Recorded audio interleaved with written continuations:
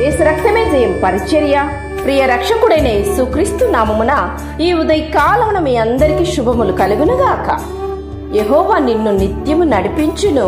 క్షామ కాలమున ఆయన నిన్ను తృప్తిపరచి నీ ఎముకలను బలపరిచి నీవు నీరు కట్టిన తోటవలెను ఎప్పుడు ఉబుకుచుండు నీటి ఊటవలెను ఉండేదవని దేవుని వాక్యం సెలవిస్తుంది.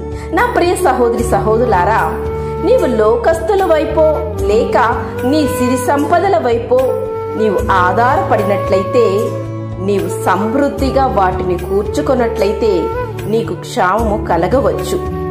ఆహారము లేకపోతే శరీరం శక్తిని కోల్పోతుంది, ఎముకలు సత్వతను కోల్పోతాయి. కానీ ఆ క్షామము ఒక్క ఆహార విషయంలోనే కాదు, ఇంకా అనేక విషయంలో క్షామము చూడగలుగుతాము.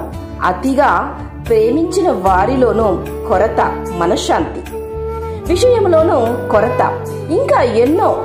కానీ నీవు దేవుని నమ్మి దేవుని విశ్వసిస్తే మాత్రం ఎటువంటి పరిస్థితులలోనైనా ప్రభువు చేత బలపరచబడి నీవు జీవిస్తావు.